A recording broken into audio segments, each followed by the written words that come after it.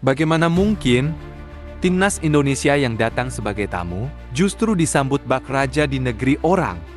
Ole Romeni dan Emil Odero sampai melongo. Ini gila! Apa yang sebenarnya terjadi di Jepang? Kenapa fans Indonesia bisa sebanyak ini? Bersiaplah, karena cerita ini akan bikin kamu merinding.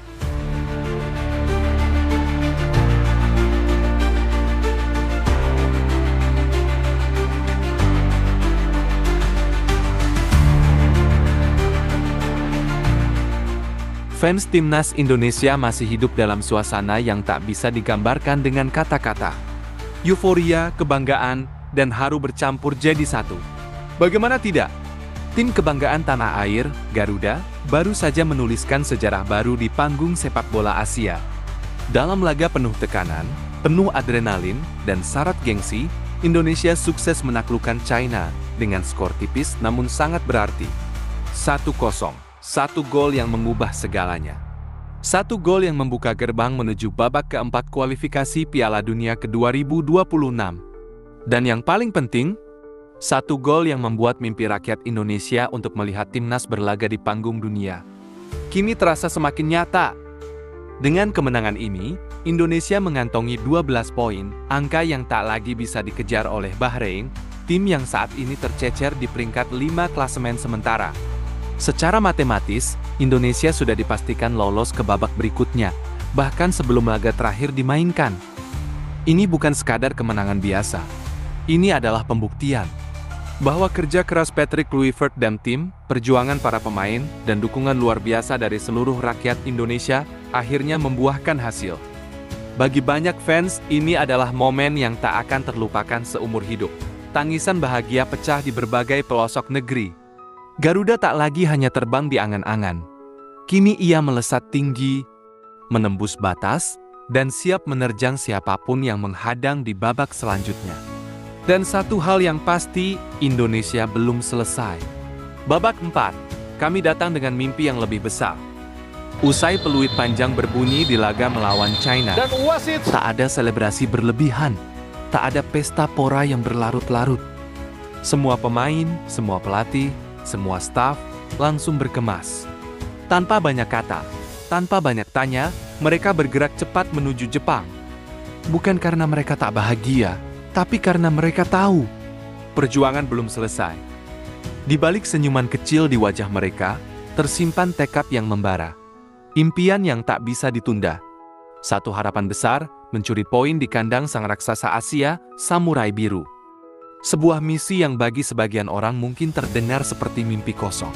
Mereka bilang mustahil, mereka meragukan. Tapi Indonesia hari ini bukan Indonesia yang kemarin. Kita bukan lagi tim yang gemetar saat lagu kebangsaan lawan diputar. Kita bukan lagi tim yang pasrah menghadapi nama-nama besar.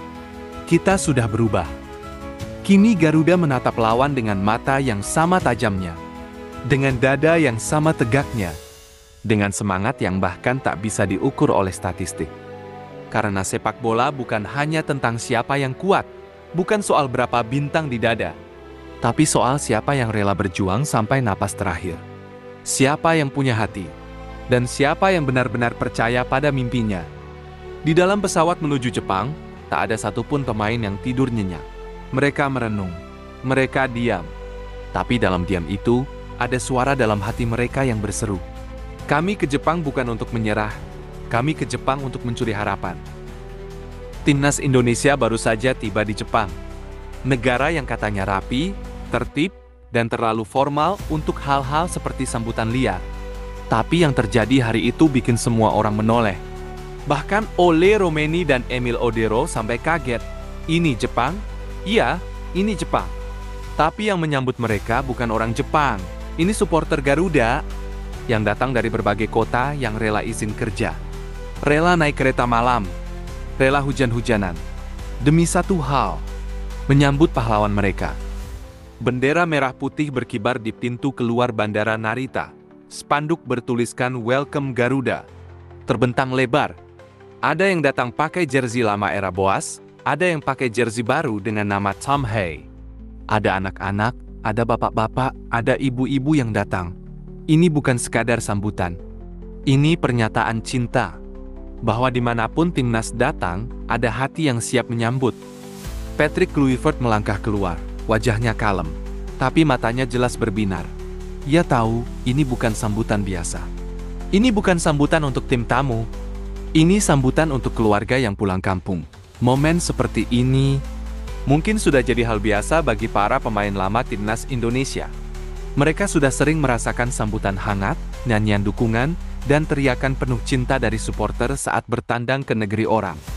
Tapi bagi wajah-wajah baru seperti Ole Romeni, Emil Odero, Dean James, dan Joey Pelupesi, ini adalah keajaiban.